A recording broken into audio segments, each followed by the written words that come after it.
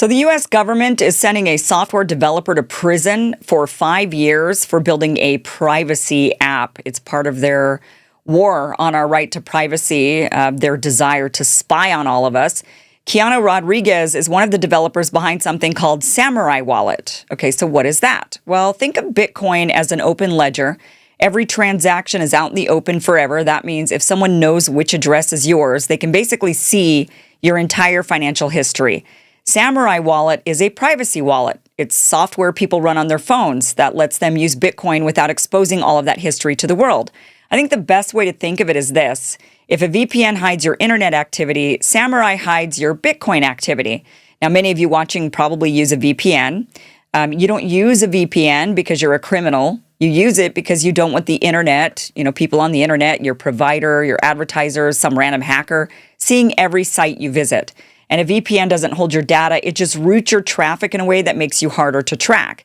Well, Samurai works in the same way in the money world. It doesn't hold your coins. It doesn't own your money. It doesn't move funds on your behalf. It's non-custodial, which means you always control your Bitcoin. What it does is it helps you send and receive in a way that's much harder to trace, using privacy techniques that mix your transactions together with other people's, the same way a VPN mixes everyone's traffic together on one server. Now, here's where this becomes a big deal. The U.S. government looked at that kind of privacy and said, that's not just a tool, that's a crime. And they charged Keone not because he stole from anyone, not because he hacked anyone, not because people lost money using his software, but because they say that by building this privacy tool, he was effectively running an unlicensed money transmitting business, even though he wasn't transmitting anybody's money. So instead of saying, look, we just want to wage war on privacy and we're going to outlaw it, they instead said, okay, if you write code that makes it harder for us to track people's money, then we're going to claim that you're like a Western Union. And if you're not licensed, then like a Western Union, we're going to put you in prison, even though the business model it's nothing like Western Union because he's not taking anyone's money and he's not transmitting anyone's money. But that's exactly what happened here. Keone, who we're going to be speaking to in just a moment, has now pled guilty to that charge, operating an unlicensed money transmitting business. And he's been sentenced to 5 years in federal prison, not for laundering money himself, not for running off with customer funds, but for writing and maintaining software that a lot of regular people used simply to keep their financial lives private. So the question this raises is huge.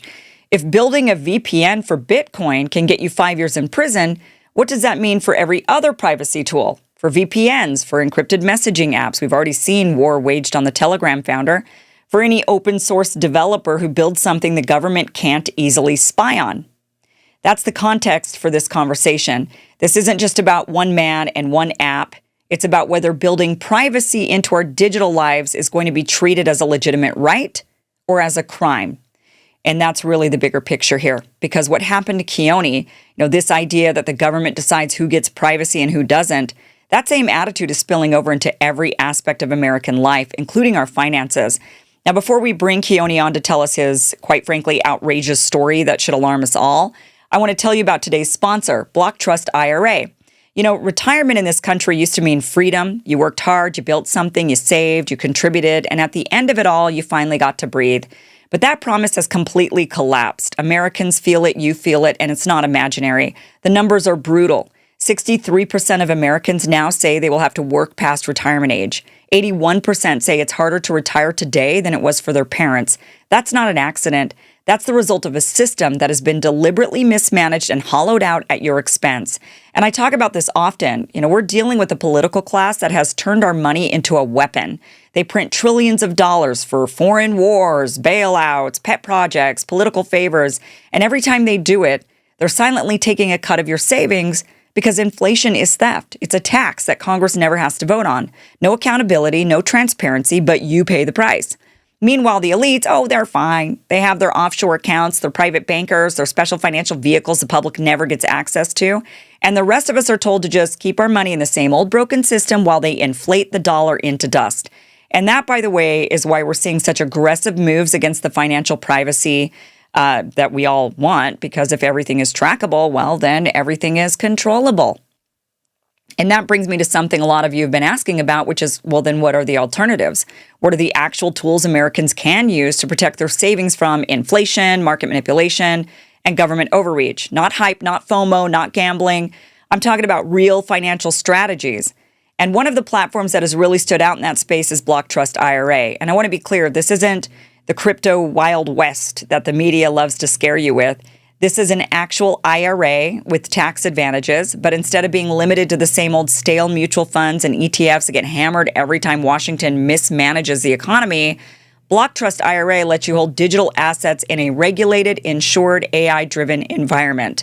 The big thing that they've developed, and this is what makes them different, is their Animus AI technology. And I've dug into this. Animus isn't some cute buzzword. It's scanning thousands of data points across the digital markets every single day. Sentiment, volatility, liquidity, macro trends, and it identifies opportunities before the mainstream financial world figures out what's happening. And that's the advantage regular investors almost never get access to. Since 2020, Animus AI has outperformed Bitcoin itself by more than 250%. Wow. I mean, this system has been identifying the market signals that even Bitcoin couldn't keep up with. And I've said this before, crypto can be volatile, it can be risky, but what Block Trust is doing is not. It's not like, hey, go gamble on some random token. It's the opposite. It's risk management. It's tax efficiency. It's exposure to digital assets inside a structure that actually protects you instead of leaving you to the wolves. And they've got $200 million worth of insurance, military-grade security, and access to over 60 digital assets inside a regulated IRA environment. That's not YOLO investing. That is a strategic plan. And honestly, I think people need to start seriously considering alternatives like this because the traditional retirement system, I mean, it's crumbling. Social Security is projected to run short. Pensions are unstable. And inflation, which Washington caused, is eating your purchasing power alive. This is why the wealthy use alternative assets, real diversification, and high-tech tools. They're not relying on the dollar alone. They're not relying even on government promises. Why should you? So if you're someone who's tired of watching your retirement get smaller every time the Fed makes a decision or tired of Congress printing trillions for things you don't support, it may be time to explore a different path. And Block Trust IRA makes it really easy to get the information you need. You can go to blocktrustkim.com. That's my link, and schedule a quick consultation with their team. It's not just a sales pitch. It's just information so you can see whether this is a good fit for you. And for my audience, they're offering a $2,500 bonus, a funding bonus, just for opening an account. I mean, that's incredible. $2,500 funding bonus just for opening an account. That's at blocktrustkim.com. Again, blocktrustkim.com. I'll put the link down in the description. All right, with that said, let's get to it. Our guest, Keone Rodriguez, built a privacy tool, a tool people use to protect their financial lives, and he's now going to federal prison for it. Keone, welcome to the show. Thank you so much for being here. Thank you for having me, Kim. I'm so happy to be here. Well, I would imagine, because pretty soon you won't be here. I mean, wait, first of all, when you're sentenced to 5 years in prison, when do you have to report? I need to report by December 19th. And do you know where you're going? No, don't know yet. The judge said if I don't know where I'm supposed to go by December 19th, then I'm to surrender to her, and I'll be held at the MDC in Brooklyn until they know where they want to put me. Do you have your attorneys given you like an idea of what part of the country you'll be placed? This is federal prison, right? So you could go anywhere in the country. Yes, you can go anywhere in the country. They think it's going to be a minimum security prison because it's a nonviolent crime and a sentence less than 10 years. From what I understand, the Bureau of Prisons try to keep you within 500 miles of where you'll be released. So in my case, I'll be in Western Pennsylvania. So, okay. But there's no guarantee. They can put you anywhere. Okay.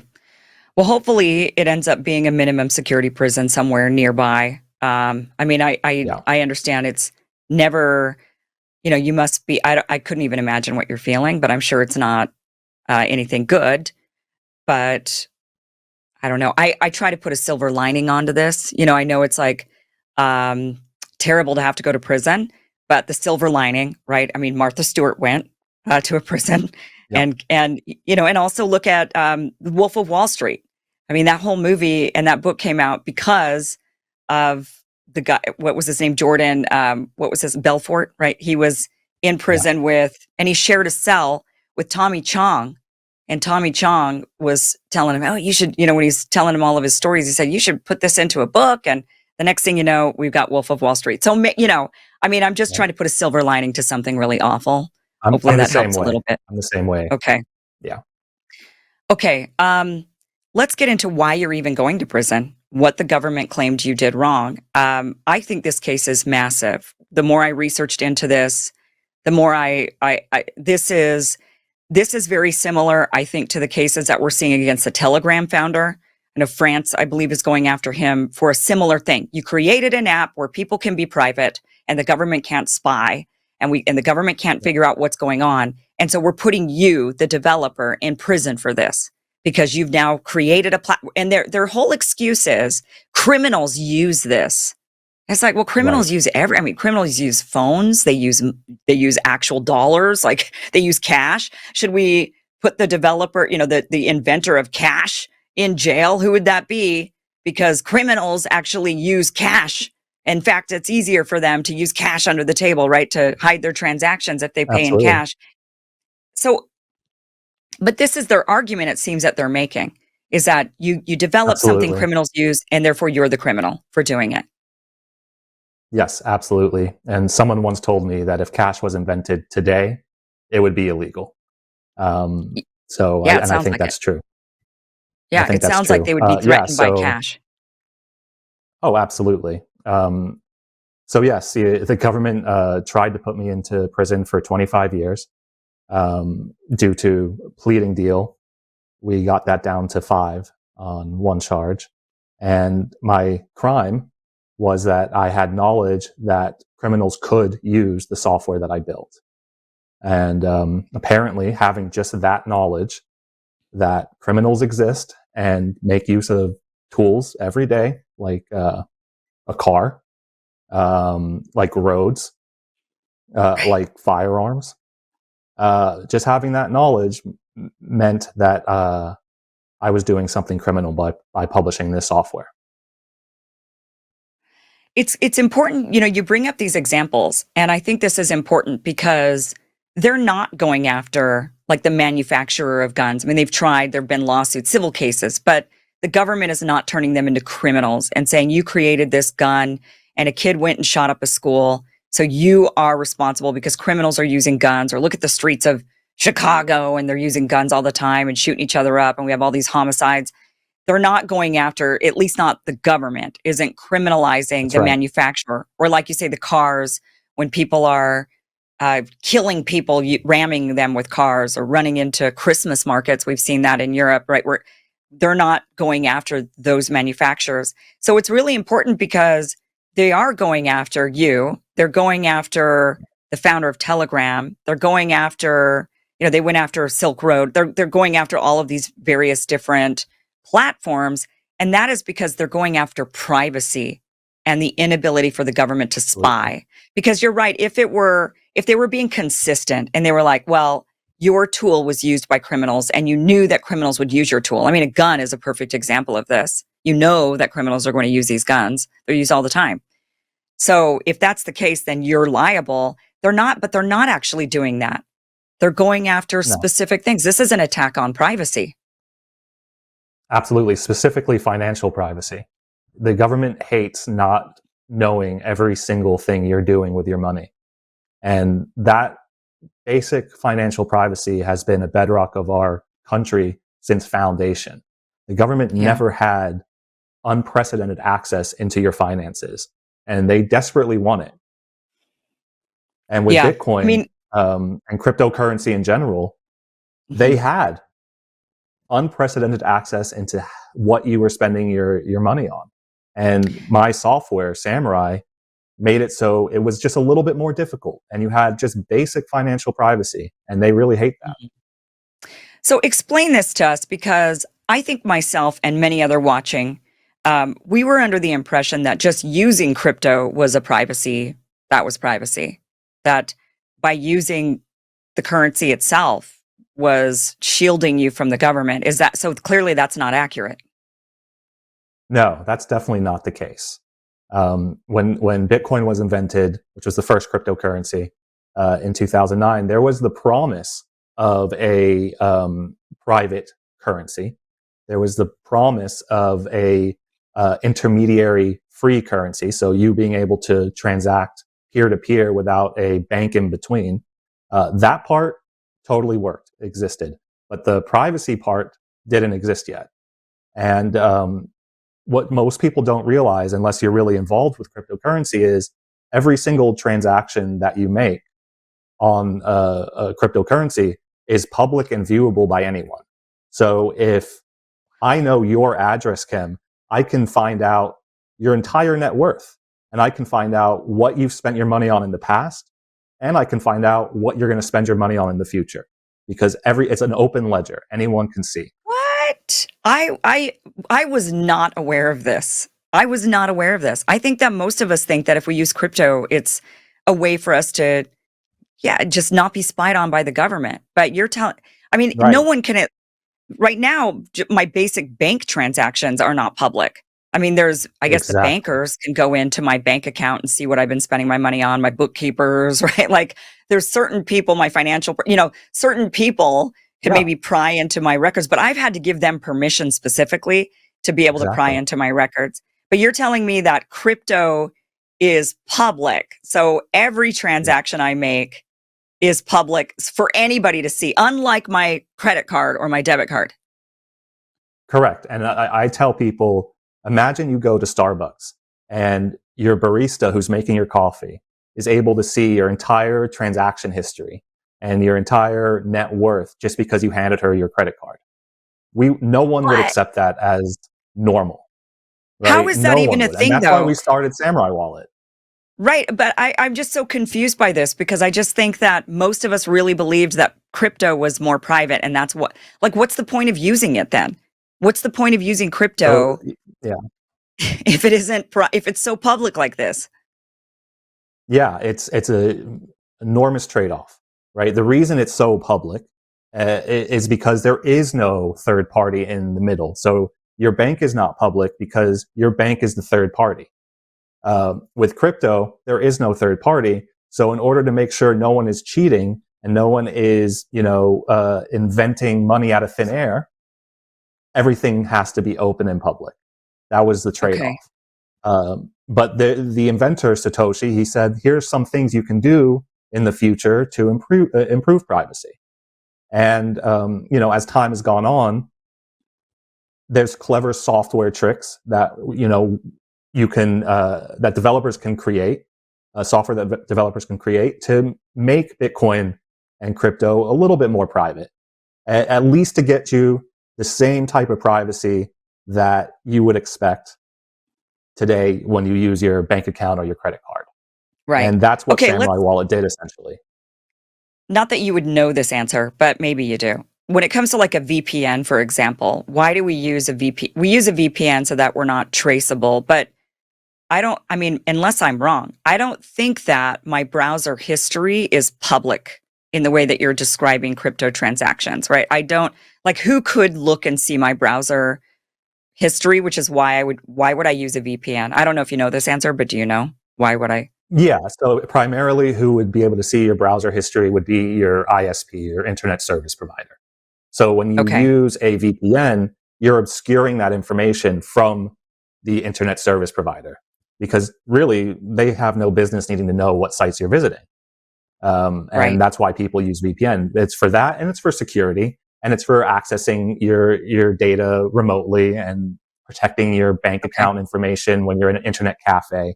But Okay. So primarily, it's from third parties. okay. So basically, like my internet provider would be able to see my whole entire browser history because if I'm not using a VPN.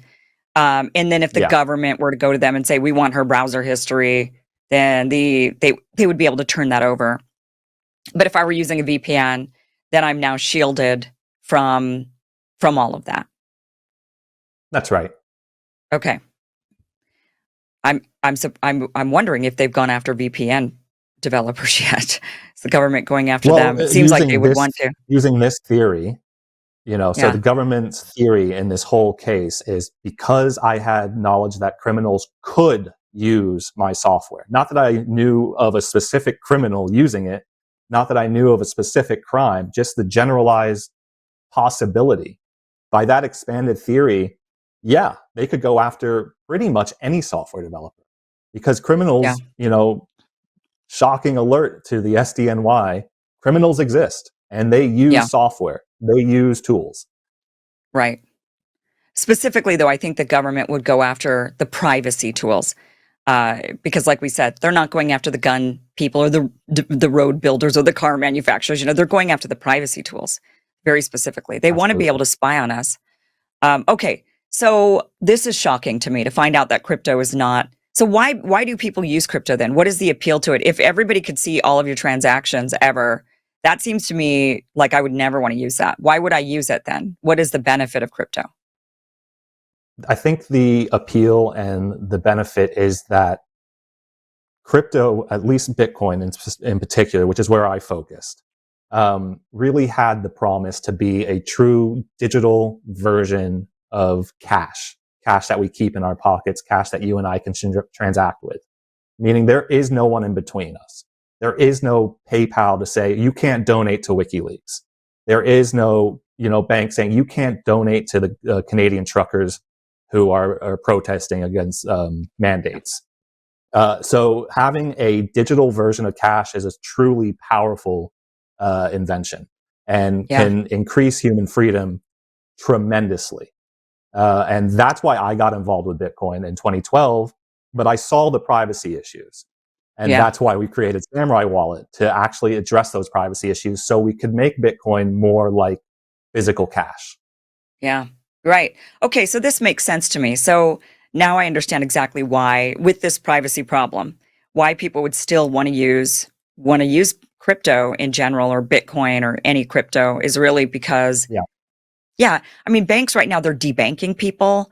Like we saw that with the Freedom Trucker convoy. They're debanking. They are, I mean, they're doing a variety. They're saying, yeah, you're not allowed to donate to this GoFundMe. We're taking you. They've been kicking people off of various different money platforms, like exactly. receiving money of creators because of their opinions. They were ripped off of Patreon and a variety of places. So yeah, the inability to fundraise. Oh, we don't like your fundraise. What your fundraiser is, and so we're not going to allow you to receive money. So this is a way to circumvent all of that, so that people can, Yeah, rather than allowing these kind of third party, we're the boss and Big Brother, and we decide what you can and cannot have. yeah. Crypto allows us to circumvent all of that. So that's really important, actually. That is important. Yes, and But in the industry we call that censorship resistance. And yeah, okay, uh, cash and crypto, it's a censorship resistant technology. That's the promise. But you can't yeah. have any of that without privacy. Yeah, no kidding. I mean, then I would be afraid, well, but if I donate to this particular fundraiser and the government says that guy's a criminal, you donated to his defense, like you, for example, if I donate Yeah, to your defense and the government says, well, that guy's a criminal. And so now you're a criminal for giving money to a criminal, right? I mean, they could theoretically do this, and that is pretty concerning.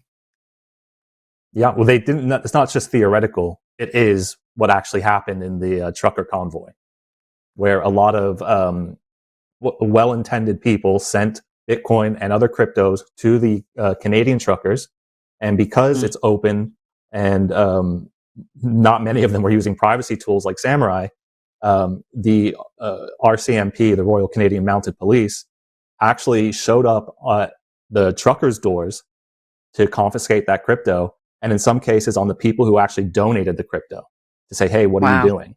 So we've seen Okay. that happen. Yeah. And one of the reasons I even got into Bitcoin was because I think it must have been 2012. Um, if you wanted to donate to WikiLeaks using a Visa or MasterCard, you couldn't. Visa and MasterCard said, no, you cannot donate to Mm, WikiLeaks. And to me, that radicalized me. I was like, what do you mean? It's my money. I want to support this cause. I don't need someone in the middle saying, no, you can't do that. And I think that's really big picture what they want. They want to be able, and it's not going to be the government doing it, right? Government can just pressure Visa and MasterCard to do it. and they will. They'll fall into line to censor people that they just disagree with or don't like. Thank you for watching this clip from the full Kim Iverson Show, which you can catch Monday through Friday, 2 p.m. Pacific, 5 p.m. Eastern at KimIversonShow.com. It is free for you to watch. Again, 2 p.m. Pacific, 5 p.m. Eastern, KimIversonShow.com. See you there.